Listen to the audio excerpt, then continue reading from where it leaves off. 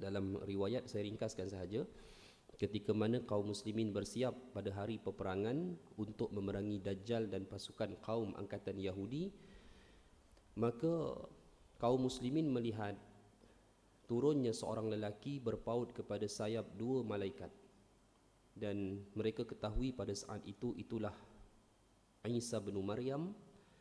Dan kisah yang masyhur, kaum muslimin meminta untuk Isa mengimamkan solat tersebut, namun ditolak oleh Isa kerana mengiktiraf kemuliaan umat Muhammad. Selesai solat tersebut, Nabi Isa alaihi salam terus melaksanakan tugasan dutinya yang pertama daripada Allah Ta'ala, iaitu untuk membunuh Dajjal. Dan Dajjal melarikan diri ke sebuah kota yang bernama Lud dalam hadis. Ya, saya sering sebut Lud adalah bandar di mana terletaknya Ben Gurion International Airport di Israel, dan Nabi sifatkan ia dibunuh di Babu Lud, iaitu di gerbang Lud, Nabi kata. Dan apa signifikan Nabi sebut gerbang itu, wallahu alam, sama ada kaitannya dengan airport ataupun tidak, kita sama-sama tunggulah. Di situ dibunuhnya Dajjal, ya. Dan sebenarnya tuan-tuan, kita akan ada perbahasan berkaitan dengan Dajjal ini secara detail, secara taksil, secara mendalam, insya-Allah. Cuma apa yang perlu kita ketahui, selesai daripada Dajjal ini dibunuh, maka kaum muslimin memerangi kaum Yahudi keseluruhannya, yang menyebabkan berakhirlah bangsa itu, ya, sesuai dengan apa yang telah disebut pun sebenarnya dalam teks mereka dalam Old Testament. Habis. Dan dalam teks kita, maklumat ini kita dapatkan dalam Sahihul Bukhari, bab Qitalul Yahud, bab peperangan memerangi kaum Yahudi. Baik tuan-tuan, kat situlah kita berhenti. Nabi Isa alaihi salam ada beberapa tugasan, dan tugasan-tugasan ini kita akan bahaskan, mungkin tertakluk kepada perbahasan pandangan-pandangan yang berbeza, kritikan dan sebagainya. Tetapi ada 3 tugas utama Nabi Isa alaihi salam yang sebahagiannya kita boleh nampak jelas, sebahagiannya kita masih boleh memikirkan apakah maksud sebenar. 3 tugasan Nabi Isa ni, yang pertama adalah fayaksirus salib, ia mematahkan salib. Tuan-tuan, saya rasa tuan-tuan faham, bukanlah kerja Nabi Isa pergi ke setiap gereja church yang ada, kemudian dia panjat bumbung dan dipatahkan salib. Bukan itu, tuan-tuan. Ada yang fikir macam tu? Saya rasa tak kot, ya. Maksudnya adalah mematahkan salib, menamatkan terus agama yang mana ajaran itu dibina atas tuhmahan ke atas diri Isa alaihi salam. Tuan-tuan kena faham, Injil tak ada kaitan dengan Kristian. Saya dah pernah cerita kepada tuan-tuan dulu. Kristian hanya muncul 300 tahun selepas Nabi Isa diangkat ke langit, iaitu hasil daripada manipulasi berdasarkan kitab Injil, diubah, pengubahan doktrin, status Isa, lalu melahirkan agama Kristian. Dan agama Kristian ni tuan-tuan, pada hari ini dia pecah lagi. Yang asalnya adalah Ortodoks yang dianuti oleh Empire Rom Timur, Eastern Roman Empire, kemudian terpecah kepada satu fahaman Vatican di barat hari ini yang menjadi agama Eropah Barat. Muncul lagi mutaakhir, ajaran yang merapatkan dan boleh dikatakan menamatkan persengketaan antara Yahudi dan Kristian, iaitu Protestan, dan aliran-aliran elit yang dianuti, sebagai contohnya yang dianuti oleh Britain Monarchy, Anglican sebagai contoh, yang kalau tuan-tuan baca bukan Kristian pun sebenarnya, ya, tapi itulah. Okey, baik. Ini maksud daripada fayaksirus salib, ia mematahkan salib, makna Nabi Isa akan menamatkan terus agama ni tak ada. Ya, Nabi Isa akan clarify balik apa-apa penyelewengan di atas nama baginda, akan dizahirkan Injil yang sebenar yang diturunkan ke atas Isa alaihi salam. Setelah semuanya clear, maka Nabi Isa akan mengajak keseluruhan ahlul kitab yang berada di atas muka bumi waktu itu untuk beriman kepada Nabi dan Al-Quran. Habis. Sebab itu Allah Ta'ala sebut apa dalam Quran?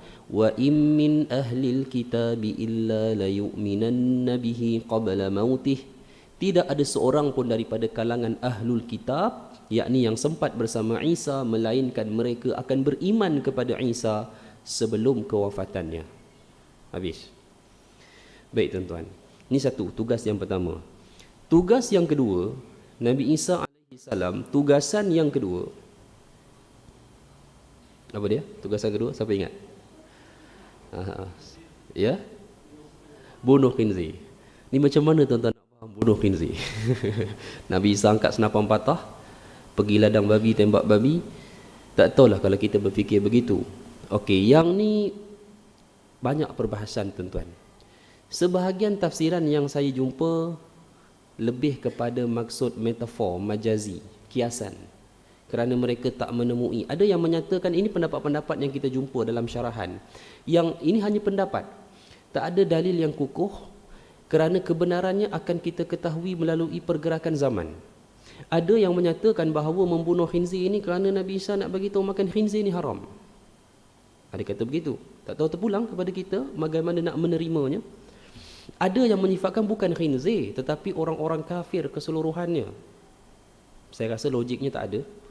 Sebab Nabi Isa tidak akan, bukan kerjanya untuk membunuh semua orang kafir atas muka bumi ini. Bertentangan dengan kaedah la ikraha fid din, tidak ada paksaan dalam penentuan agama. Wallahu alam tuan-tuan, ya. Saya ada pandangan saya tersendiri dalam masalah ini, tetapi saya sehingga ke hari ini berdasarkan kajian, saya amat yakin pembunuhan babi ini ada kaitan dengan isu kesihatan. Wallahu alam. Okey. Ada yang menerima, ada yang tidak menerima, terpulang. Ya. Kita tak dapat menafikan unsur kebabian dalam perubatan dan kesihatan kita pada hari ini. Kita kena terima. Sama ada apa pun pandangan kita, unsur itu ada. Tetapi kita menerima atau menolak, itu perkara kedua. Tetapi kita kena tahu siapa Isa alaihi salam.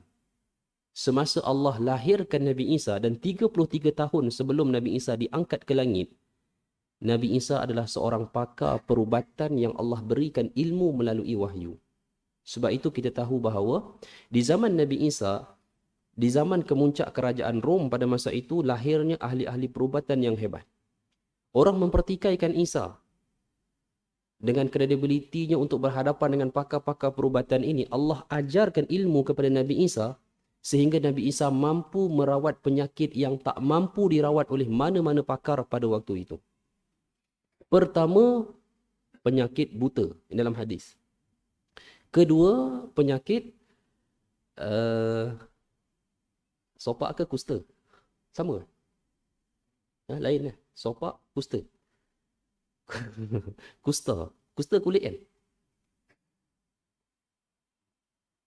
Dia kat kulit lah kan, nampak kan? Dulu kan kita ada hospital kusta apa, Sungai Buloh dulu. Lama tak saya ingat. Sopak yang putih tu kan? Yang kena kuarantin tu. Kusta. Kusta. Tak tahulah kalau terjemahan tulis sopak. Tapi penyakit tu waktu itu tidak dapat diubati oleh mana-mana pakar. So siapa yang boleh mengubatnya pada waktu itu? Nabi Isa alaihi salam. Tuan-tuan kena faham. Mukjizat ni, tuan-tuan, dia ramai orang faham, dia macam ni tau. Orang buta. Kamu buta lah mari sini. Duduk sini, buta lah. Nabi Isa pun buat macam ni. Celik. Orang akan kata Nabi Isa ahli sihir. Kita tak boleh faham begitu tuan-tuan maksud dia. Dia ilmu. Maksudnya Nabi Isa ni ada satu kepakaran ilmu perubatan, boleh merawat, menyembuhkan penyakit buta dengan izin Allah Ta'ala. Maksudnya apa? Dengan ilmu yang Allah ajar. Termasuk penyakit kusta tadi. Sehingga Nabi Isa alaihi salam membuktikan sesuatu ilmu yang diajar oleh Allah, diizinkan oleh Allah. Kan Nabi Isa boleh menghidupkan orang yang mati dalam Quran. Wa uhyil mauta biiznillah. Dan ia menghidupkan orang mati dengan izin Allah. Dan ada hadis sahih orang yang dihidupkan oleh Nabi Isa alaihi salam. Macam mana Nabi Isa buat, tuan-tuan? Okey. Dan saya yakin ketika Nabi Isa alaihi salam turun kembali, kepakaran ilmu, kepakaran perubatan yang sama tetap ada pada baginda.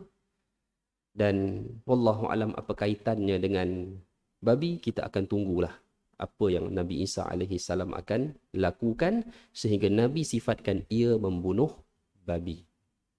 2. Yang ketiga, apa tugasannya? Wa yarfa'ul jizyah, mengangkat jizyah. Okey, apa tafsiran yang kita selalu dengar? Ini tafsirannya tuan-tuan. Mengangkat jizyah dalam banyak tafsiran menyatakan bahawa okey, jizyah ni kita faham apa? Dulu orang kafir yang wilayahnya duduk di bawah Rasulullah, dia orang kena bayar jizyah. Jizyah ni apa dia tuan-tuan? Pajak. Itu makna asal jizyah. Maksudnya, ada satu wilayah, Bahrain, di zaman Nabi, penduduknya tak Islam. Maksud itu. Tapi mereka nak duduk bawah Nabi. Okey? Kalau tuan-tuan nak clear lagi, kisah bumi Syam. Ketika mana bumi Syam, Syria, waktu itu dibebaskan di zaman Umar, mereka tak masuk Islam semua. Umar tak paksa, khalifah tak paksa. Tapi kamu kena bayar satu pajakan atas diri kamu setiap seorang dengan satu harga, dengan satu bayaran. Bayaran ni dipanggil jizyah. Pajakan ni tuan-tuan, mereka kena bayar, katakanlah dikenakan 1,000 dirham untuk satu orang. Contoh, atau sikit sangat, 5,000 dirham satu orang. Dia bayar 5,000 orang kepada kerajaan Islam, dipanggil sebagai jizyah. Wang ini Islam tak boleh guna. Dia akan dijadikan sebagai cagaran, deposit. Selama mana orang itu tidak melakukan pelanggaran hukum, undang-undang dalam kerajaan Islam. Jadi pemeliharaan. Dan sekiranya wilayah itu diserang, tentera kaum muslimin wajib melindungi mereka disebabkan oleh bayaran yang mereka bayar tadi. Sebab itu ketika cerita di Syam, kerajaan Rom datang balik waktu itu. Dia nak ambil balik tanah Syam daripada Umar. Maka berlaku satu peperangan dipanggil sebagai peperangan Damsyik. Waktu itu, tuan-tuan, Islam, kaum muslimin, menyerahkan kembali semua wang jizyah kepada setiap orang Syam yang membayar waktu itu. Mereka terkejut. Mana mereka kata, kami tak pernah melihat satu kerajaan dan tentera yang begini. Biasanya kami bayar ni kira hanguslah, burn lah tuan-tuan. Kami pun tak ada kemampuan, kekuatan nak collect balik. Sampai mereka tanya, kenapa bagi balik? Kerana kami dengar bahawa Rom akan menghantar tentera untuk mengambil balik wilayah ini. Kami bertanggungjawab mempertahankan, tapi kami tak mampu memberi jaminan kami dapat melindungi setiap nyawa kalian yang membayar jizyah. Ini. Akhirnya penduduk Syam buat apa tuan-tuan? Dia kata, kalau macam ni lah tentera yang sedang menguasai tanah kita, kita tolong dia. Akhirnya tuan-tuan, orang Syam yang agamanya sama dengan kerajaan Rom pada masa itu, mereka sepakat bersama dengan tentera kaum muslimin. Kat situlah kali pertama tentera Islam pandai guna meriam, minjanik dalam bahasa Arab panggil.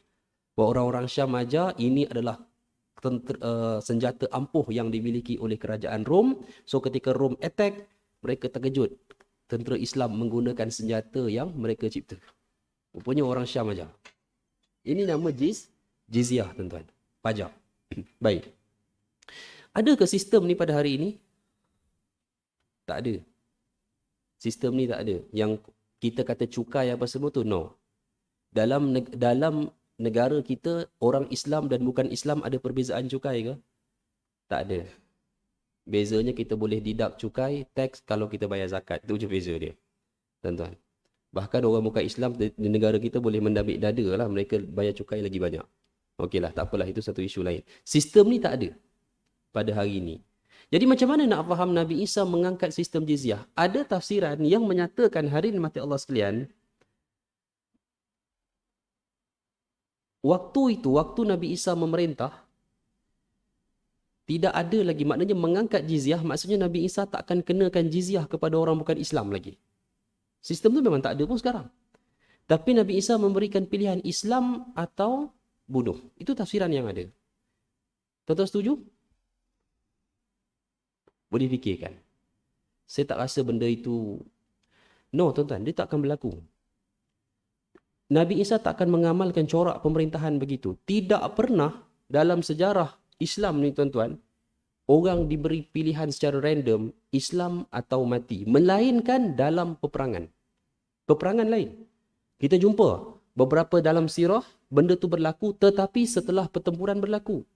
Kan setiap kali sebelum berlaku peperangan, Nabi akan tawarkan kepada musyrikin. Contoh peperangan Bani Mustalik. Nabi dah tawarkan, kamu akan kalah dalam masa yang amat singkat.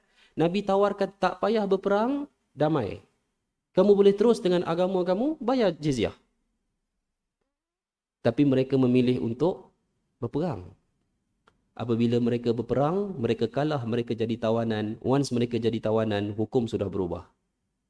Islam atau bunuh. Ni, tuan-tuan, kalau orang counter kita macam tu, kita nak fight macam mana? Nak jawab balik.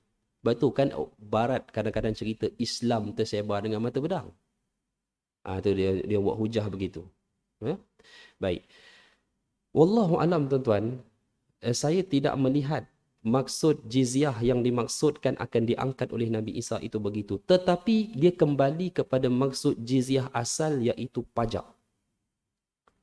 Sistem pajakan diri ataupun harta benda kepada sebuah pinjaman. Allahu alam, tuan-tuan. Tapi kita tahu kena ingat benda ni.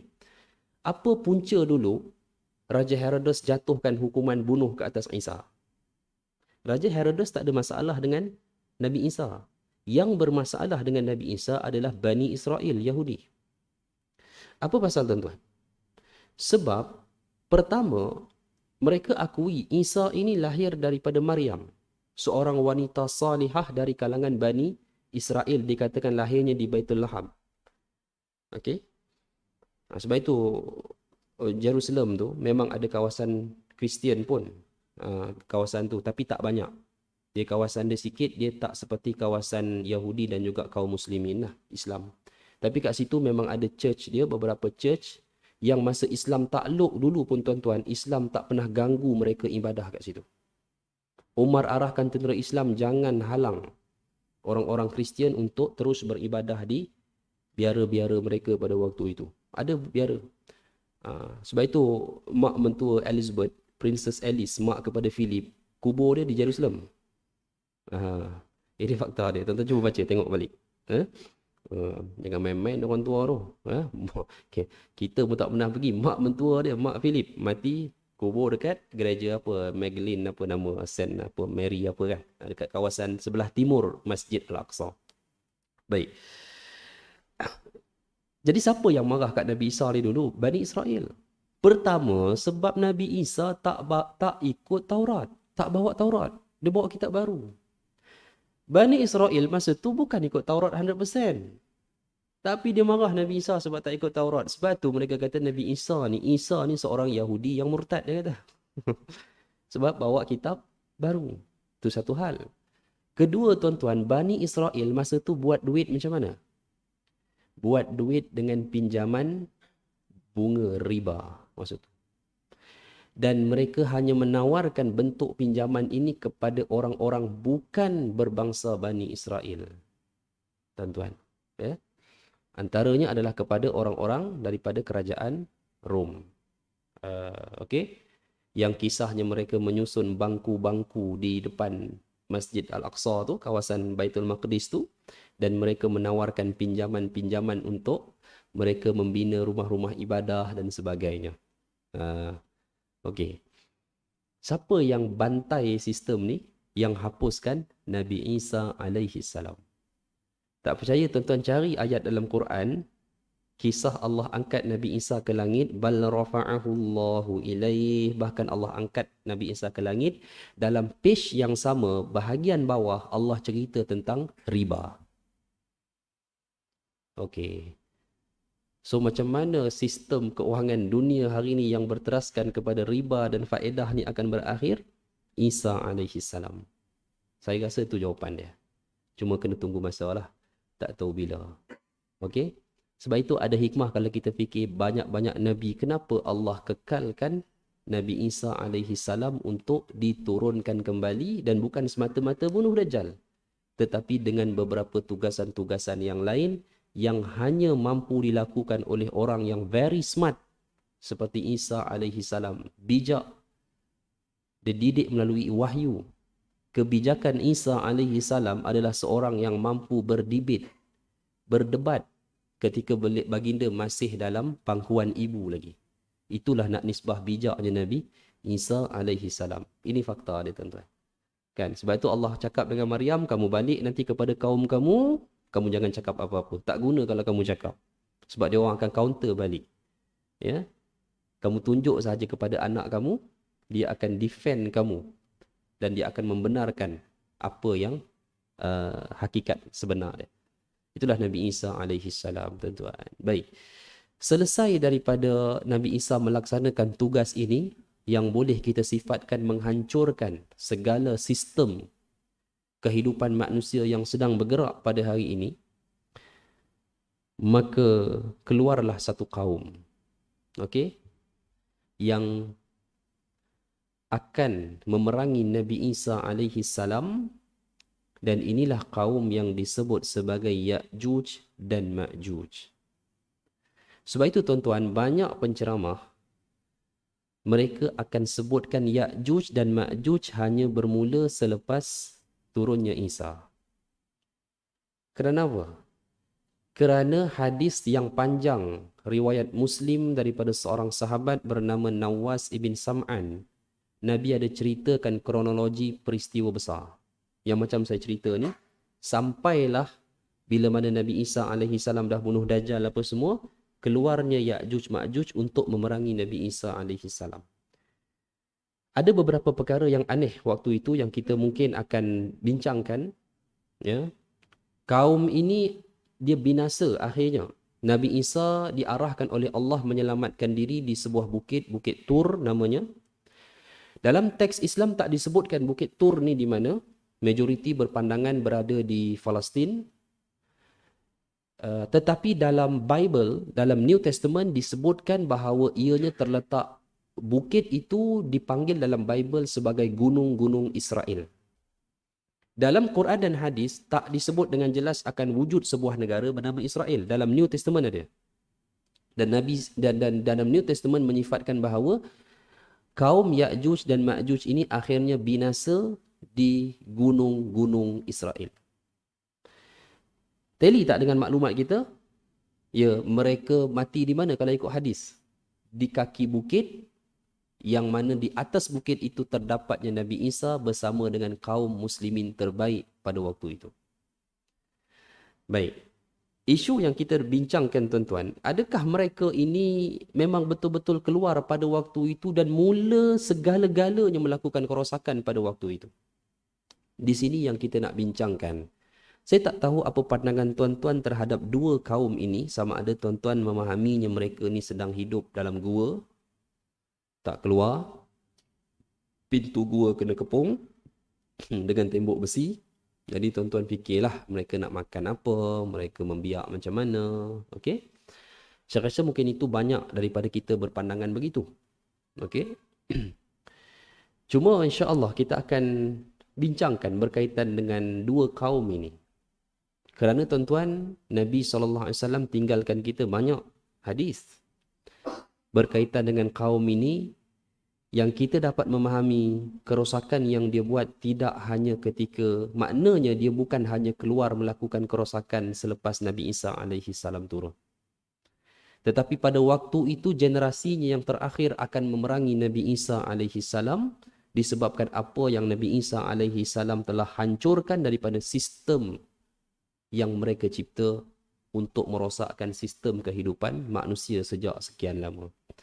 Jadi tuan-tuan hadirin mati Allah sekalian, di mana kita nak bincangkan tentang kaum ini? Pertamanya, kaum Ya'juj dan Ma'juj ini antara kelebihan, ada kelebihan juga. Kelebihannya Allah sebut 2 kali dalam Quran.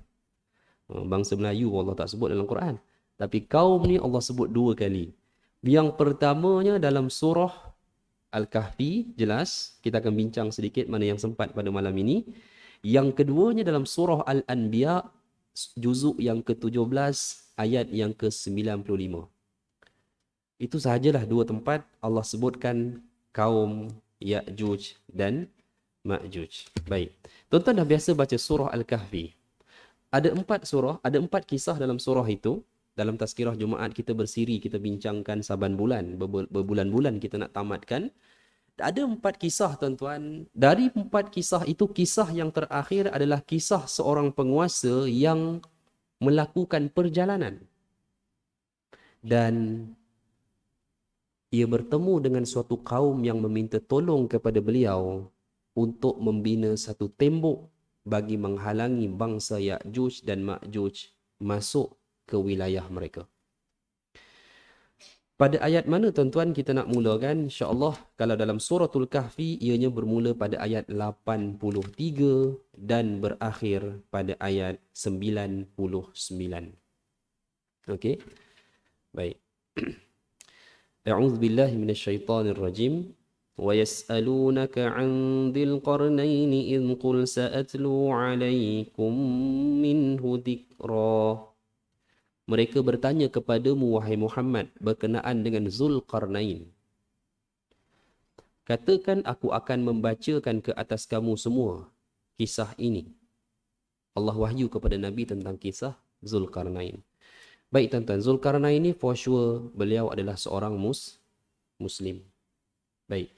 Bila sebut seorang Muslim tuan-tuan, penguasa, tuan-tuan kena pegang satu kaedah. Dalam sejarah umat manusia, Islam tidak pernah membina kerajaan di sebelah. Okey, kalau kita lihat para nabi ini, kisah para nabi ya. Para nabi yang Allah utuskan tidak pernah hidup ataupun membina kerajaan di sebelah wilayah utara bumi. Ini kita kena faham, ini fakta dia. Macam mana pula nak kenal utara bumi ni? Dia macam ni tuan-tuan. Kalau tuan-tuan tengok betul-betul map, dunia sering dipisahkan kepada timur dan barat. Tetapi kita juga, dunia ini juga terpisah kepada utara dan selatan. Di mana pemisahannya? Kalau tuan-tuan tengok, ya, berhujung kalau kita tengok antara tulang Turki tu, kan, negara Turki itu sendiri, lepas tu Laut Hitam, daratan, Laut Caspian, seberang timur Laut Caspian menjajar sampai ke China, semua tu adalah banjaran yang memisahkan bahagian utara bumi dan bahagian selatan. Okey. Zulkarnain ni bukan berjalan hujung dunia ke hujung dunia tuan-tuan, bukan. Kita tak faham macam tu sebenarnya. Okey. Tetapi Zulkarnain ini berada pada satu wilayah kerajaan yang tak dapat ditentukan masanya dengan tepat dan kerajaan apa. Cuma beliau adalah seorang penguasa yang beriman. Beliau melalui satu perjalanan. Inna makkanna lahu fil ardi wa atainahu min kulli syai'in sababa. Allah telah menetapkan dia satu kekuasaan, Zulkarnain ini, dengan satu kerajaan, dan ia telah mendatangkan, Allah telah mendatangkan bagi setiap sesuatu itu sebab kejadian. Baik. Zulkarnain fa'atba'a sababa. Ia melakukan satu perjalanan yang disifatkan tempat itu sebagai sababa. Sababa ni apa tuan-tuan? Jalan-jalan yang lereng. Dipanggil apa? Macam laluan, lorong. Okey? Dia bukan main road, bukan. Sababa ni. Okey? Hatta iza balagha maghrib asy-syamsi wajadaha taghrubu fi 'ainin hami'ah. Ia berjalan sehinggalah tempat terbenamnya matahari. Okey? Daratan, laut. Tempat terbenam matahari. Quran mention benda apa tuan-tuan dalam ayat ni?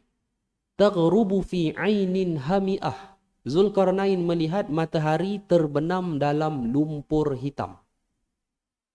Allah sebut 'ainin hami'ah. Maksudnya tuan-tuan, Zulkarnain berjalan sampai ke sebuah pantai laut yang menghadap ke arah barat, dan Zulkarnain lihat matahari terbenam seakan terbenam dalam lumpur hitam.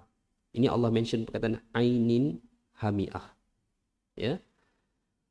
Dalam kajian jelas disebutkan kenapa orang panggil laut hitam, Black Sea. Mesti ada sebab, tuan-tuan. Okey.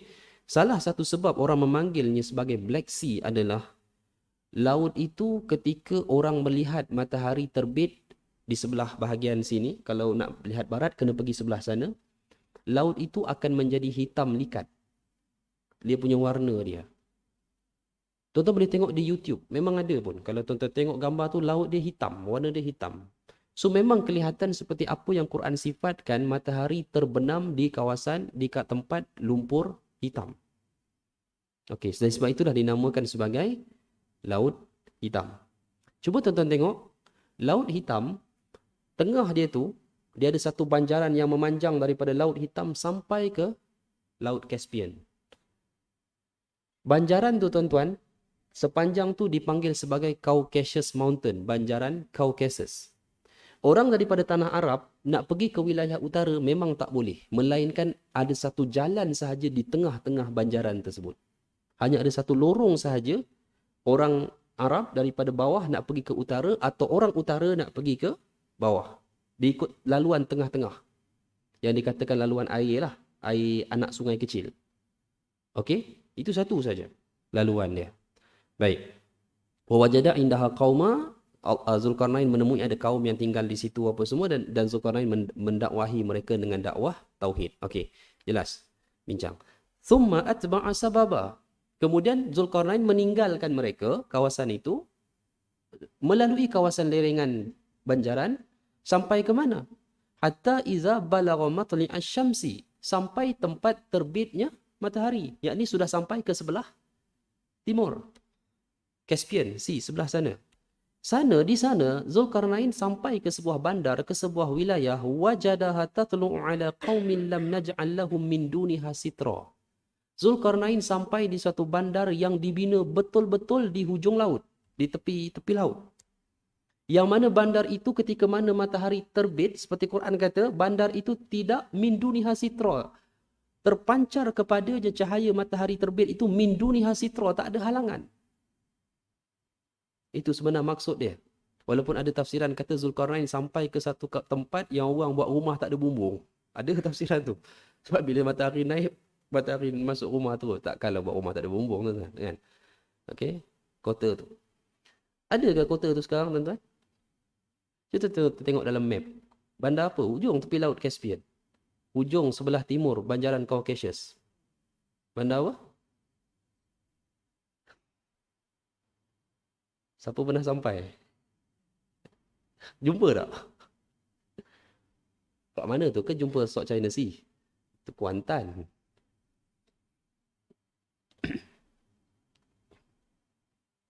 Caspian Sea sebelah sini. Tengah tu banjaran Caucasus. Sebelah sana Laut Hitam. Cuba tengok bandar hujung dia. Tepi laut. Dia jadi ibu negara. Sebuah negara sekarang. Ha? Itulah bandar Baku. Ibu negara kepada Azerbaijan. Ya. Dia bandar lama tuan-tuan. Azerbaijan ni ketamadunan dia dah lama. Sebab tu dia berperang dengan Armenia.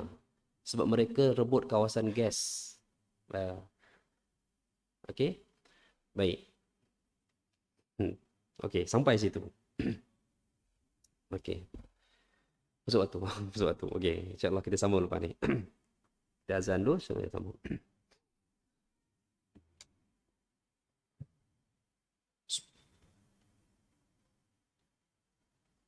Allahu Akbar, Allahu Akbar. Allahu Akbar,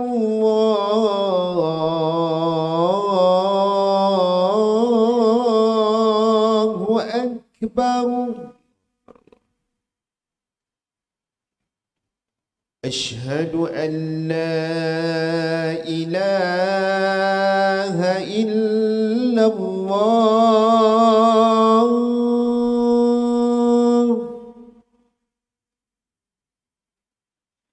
أشهد أن لا إله إلا الله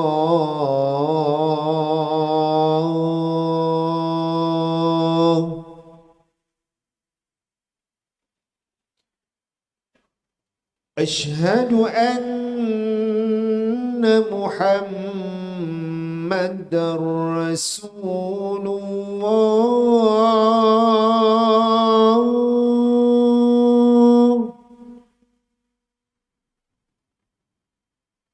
أشهد أن محمد رسول الله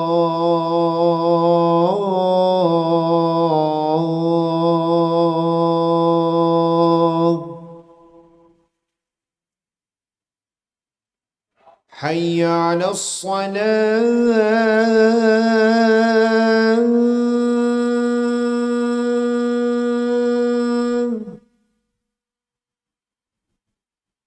حي على الصلاة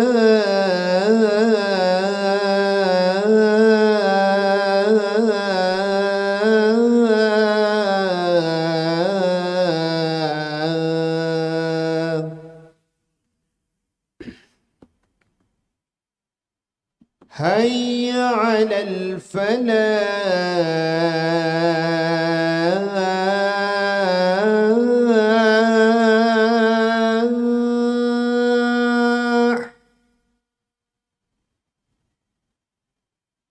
حي على الفلاح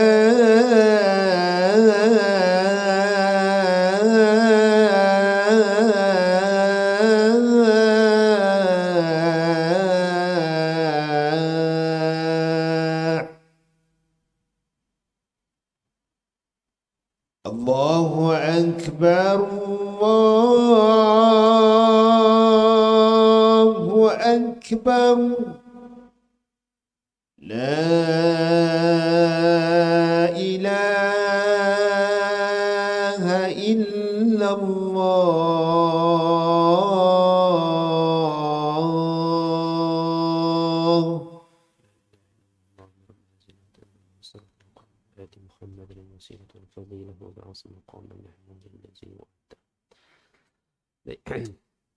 Bismillah wassalatu wassalamu ala Rasulillah wa ba'd. Baik, insya-Allah. Okey, baik tuan-tuan. Pendapat yang kita utarakan dalam siri ayat ini, dia punya banyak sokongan yang lain. Kita akan bicarakan semua sokongan-sokongan itu insya-Allah pada kesempatan yang akan datang. Kita akan cerita semua. Dan kita kena faham satu realitinya lah, bahawa kalau tuan-tuan pun menjadi satu persoalan bagi tuan-tuan juga selama ni, saya yakin kebanyakan cerita berkisar tentang wahyu kenabian ni boleh dikatakan hanya berkisar kepada geografi yang sama. Setuju ah? Tak ada nabi diturunkan di tanah Melayu, di Jepun, di Eropah, tuan-tuan tak pernah dengar. Melainkan kawasan Asia Tengah, kawasan lembah Iraq, Baitul Maqdis dan kawasan tanah Arab. Pusatnya di situ. Jadi barangkali Zulkarnain pun hanya berkisar kepada pemerintahannya di kawasan itu. Okey? Baik. Sebab itulah ada pendapat-pendapat yang kata daripada Iran dan sebagainya. Tapi pendapat Cyrus the Great tu kita tolak. Itu bukan Zulkarnain lah. Cyrus the Great ni kafir. Dia bukan Muslim. Ya, baik. Okey, hadirin sekalian. Kita sambung setakat yang boleh lah insya-Allah. Baik. Kadzalika waqad ahatna bima ladaihi khubra thumma atba'a sababa, sampai di sebelah timur tempat matahari terbit. Kemudian Zulkarnain meneruskan perjalanan sekali lagi mengikut merentasi lereng bukit tadi, ya, untuk pergi ke sebelah wilayah utara. Makanya Zulkarnain pergi ke tengah sebab dia hanya ada satu lorong di tengah itu. Kawasan itu dipanggil sebagai Dariel George pada hari ini di negara Georgia. Baik. Sampai di sana, hatta iza balagha baina as-saddain, sampailah Zulkarnain tiba di suatu lorong baina as-saddain. Apa makna saddain? Lorong yang kiri kanannya adalah dua gunung yang tinggi. Wajada min dunihima qauma la yakaduna yafqahuna qawla. Zulkarnain menemui suatu kaum yang hampir tidak difahami akan bicara mereka. Maksudnya apa? Apa tuan-tuan boleh faham? Sekadar yang saya boleh faham daripada maksud ni, semoga pendapat ini benar dan kebenaran hanya ada di sisi Allah Ta'ala. Maknanya kaum ini tidak menetap di bahagian selatan, bahagian yang biasa berkisar kepada kerajaan-kerajaan Islam kenabian. Maknanya kaum ni dia duduk di kawasan seberang. Bahasanya lain, tuan-tuan. Tapi kaum ni, mereka pada masa itu, apa mereka kata? Qalu ya dzal qarnaini inna ya'juj wa ma'juj mufsiduna fil ardh. Mereka kata, wahai Zulkarnain, sesungguhnya bangsa Ya'juj dan Ma'juj mufsiduna fil ardh. Mereka ni kerjanya tak ada lain buat kerosakan atas muka bumi. Fahal naj'alu laka kharjan ala an taj'ala bainana wa bainahum sadda. Bolehkah kiranya kalau engkau bantu kami untuk engkau bina tembok kat sini? Sebab itu satu-satu jalan yang bangsa Ya'juj dan Ma'juj dari sebelah utara ni, Northman ni, mereka boleh cross turun ke kawasan selatan. Itu satu-satu jalan. So kaum ni, mereka cross duduk bahagian bawah, Zulkarnain bina tembok. Bukan Ya'juj Ma'juj tu ada kat situ, tak. Sebab tu kita selama ni kita pening. Macam mana Zulkarnain bina? Kaum tu tak attack ke tengah bina? Bukan Zulkarnain bina tembok, kaum tu duduk situ, sebelah tak. Dia duduk ada wilayah dia. Cuma kalau dia nak cross ke bahagian tanah Arab apa semua ni, dia akan ikut laluan situ. So kawasan itulah yang diminta oleh kaum tu buat tembok. Baik. Qala ma makkanni fihi rabbi khairun fa'inuni biquwwah aj'al bainakum wa bainahum radma. Mereka tawar bayaran kepada Zulkarnain untuk buat. Tapi Zulkarnain kata, Allah telah menempatkan aku dengan satu kekuasaan atas muka bumi ni. Dan itu lebih berharga daripada bayaran yang kalian tawarkan untuk aku buat tembok ini. Maka kata Zulkarnain, ya, aku hanya mohon satu sahaja, keluarkan semua kabilah kamu, bangsa kamu, tolong aku untuk buat tembok tersebut. Maka projek pembinaan tembok itu pun bermula. Radma ni radam, bahasa Inggeris sebut dam. Macam dam tu, tuan-tuan. Atuni zubarul hadid. Kata Zulkarnain, bawa datang potongan-potongan besi. Kamu belilah kat mana? Mana syarikat besi yang ada, kamu beli, kamu import lah. Bawa ke sini potongan-potongan besi. Hatta kita susun. Hatta idha sawa bainas sadafain. Kita susun tembok besi ni sampai tingginya setara dengan puncak dua buah gunung di kiri dan kanan dia. Jadi projek ni bukan makan masa sehari dua siap, tuan-tuan. Kita nak renovate surau ni pun kat setahun. Ini nak buat tembok tinggi setara dengan dua puncak gunung Quran sebut. Okey, tuan-tuan. Baik. Idza sawa bainas sadafain. Disusun potongan besi tu. Sebab tu nanti kuliah akan datang kita akan bawa beberapa riwayat. Ada sahabat pernah bermimpi tembok ini. Nabi tanya macam mana rupanya. Beliau ceritakan berjalur-jalur tegak. Nabi kata benar sadaqta. Benar apa yang engkau lihat. Nanti akan ada rombongan daripada kekhalifahan Abbasiyah. Rombongan pertama yang menemui tembok tersebut. Rombongan kedua yang melihat tiada lagi tembok. Hanya tinggal runtuhan. Nanti kita akan baca semua hadirin sekalian. Siap tembok ni. Qalan fuhu. Zulkarnain ditiup dengan semburan api. Sehingga susunan besi itu menjadi merah. Hatta idza ja'alahu nara. Sampailah dia merah terbakar. Qala atuni ufri alaihi kitra. Zulkarnain kata, bawa datang cairan tembaga, dituang ke atas tembok tersebut. Apa teknologi yang ada, tuan-tuan? Saya amat yakinlah, tuan-tuan, dengan teknologi. Mustahil manusia. Kita ni, tuan-tuan, memang Nabi Adam ni tinggi 60 hasta. Tapi itu bukan saiz Nabi Adam diturunkan ke dunia. Okey? Orang nisbah dengan dinosaur. Dinosaur paling tinggi 14 meter kan? Lebih kurang lah. Dinosaur? Betul? Paling tinggi 14 meter. Bunyi dinosaur macam mana? Mana orang tahu bunyi dinosaur? Siapa yang hidup zaman dinosaur? Saya fikir kat benda tu kan. Tak ada orang hidup zaman dinosaur. Tapi orang tahu bunyi dinosaur macam mana. Kan? Okey. 60 hasta ni kita ambil julat 30 meter lah. Orang kata logik je kalau Nabi Adam turun dinosaur ada. Sebab dinosaur baru 14 meter. Kan? Nabi Adam tampar je Tyrannosaurus tu terpelanting. Kata. Tak tahulah tuan-tuan, itu cerita. Tapi Nabi Isa turun ke dunia bukan saiz, itu saiz asal. Sebab kita nanti di hari akhirat, kita semua saiz tu. Okey? Baik. Macam mana pun Allahu alam, saya amat yakin pada masa tu adalah teknologi-teknologi yang ada pada masa itu. Sebab kalau kita baca dalam Quran, Quran ni tuan-tuan, kalau tuan-tuan tadabbur betul-betul, banyak rahsia yang tuan-tuan akan jumpa. Antaranya manusia ni bukan hanya berevolusi pada zaman umat Muhammad saja. Pada zaman kaum terdahulu silap-silap bangunan yang pernah dibina jauh lebih tinggi daripada apa yang boleh kita bina. Tapi Allah binasakan. Sebab itu kita jumpa beberapa ayat yang mana Allah kata, Allah bangkitkan satu qarnan akharin, kurun yang lain, maksud generasi baru yang Allah binasakan dengan ilmu dan skill mereka disebabkan oleh kekufuran mereka. Allah hanya tinggalkan beberapa binaan saja. Tuan-tuan pergilah ke Petra, tuan-tuan pergilah ke tempat kaum Samud, ke Yaman, tuan-tuan akan macam mana dia orang buat bangunan-bangunan ini zaman tu. Sebab tu tembok ini terbina, tuan-tuan boleh fikir sendiri macam mana mereka susun besi, nak ikat macam mana, dengan skru macam mana, sampai setara dua puncak gunung. Siap, curah dengan timah. Siap projek ni tuan-tuan. Tak disebut berapa lama, pemilik projek ni Zulkarnain sebut apa? فَمَسْطَعُوا أَنْ يَظْهَرُوهُ وَمَسْتَطَاعُوا لَهُ نَقَبًا. Jaminan daripada Zulkarnain, jangan risau.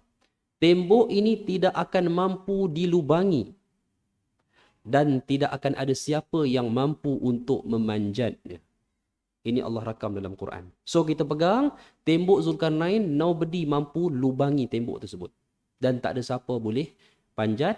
Selama tembok itu berdiri, bangsa Ya'juj dan Ma'juj, mereka tak dapat turun cross ke tanah Arab, kepada bangsa Arab.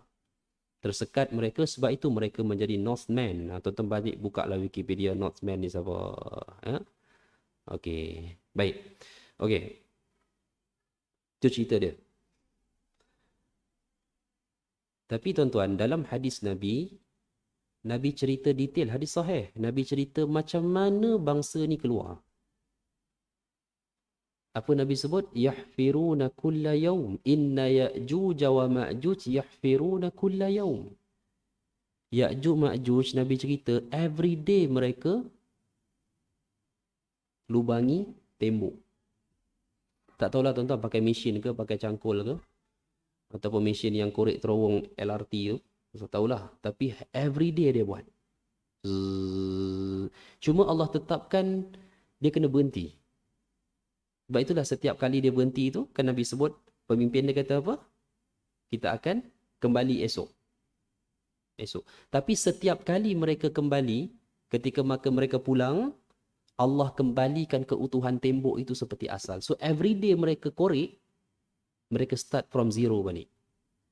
Sampailah detik di mana pemimpin dia bagi tahu kita akan kembali esok, insya-Allah, disebut insya-Allah. Itulah cerita dalam hadis tu. Dan disebabkan pemimpin dia tu sebut insya-Allah, Muslim ke mereka, kuliah akan datang. Disebabkan disebut insya-Allah itu, mereka balik kekal apa yang mereka dah korek semalam pada hari itu. Sebab tu masa zaman Nabi SAW, Nabi tidur dalam Sahih Muslim, Nabi tidur di rumah Zainab, kan Nabi mimpi.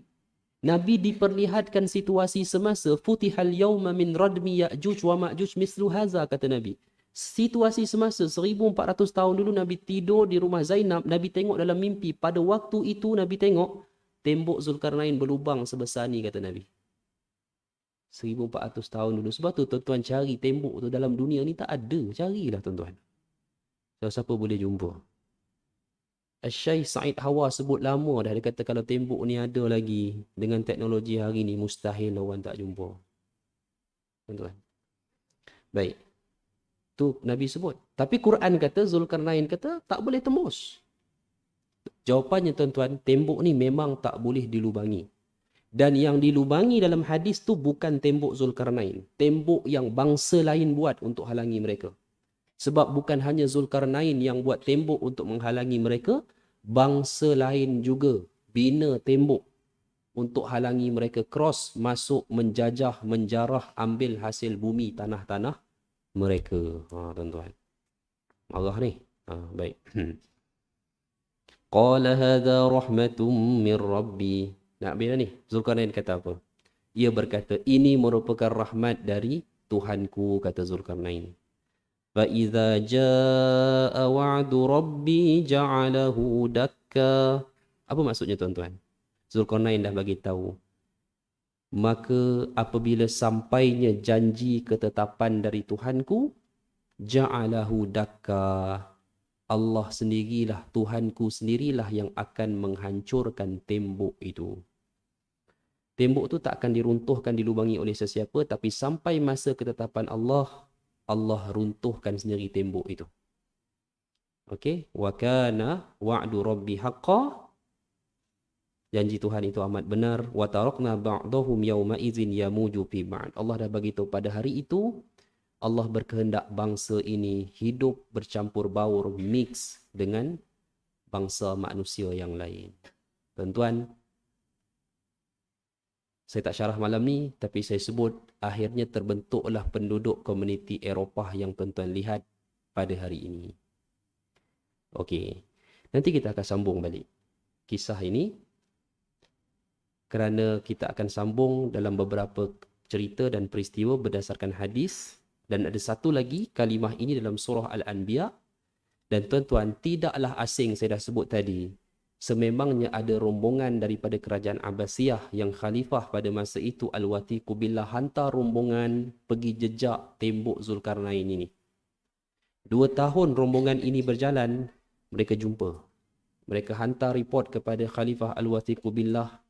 Dia lega kerana tembok ini menyebabkan bangsa Arab masih selamat. Hampir 200 tahun selepas itu, perginya rombongan kedua juga dari Baghdad sekitar tahun 900 lebih. Tuan-tuan, Khalifah Abbasiyah lagi, rombongan dipimpin oleh Ahmad ibn Fadlan, menjejak laluan yang sama, tetapi bagaimana Ahmad ibn Fadlan boleh sampai ke Eropah Utara? Sampai sana. Dan dia melalui kawasan lorongan tengah-tengah banjaran Caucasus yang beliau lihat terdapatnya kesan runtuhan besi. Jelas tuan-tuan.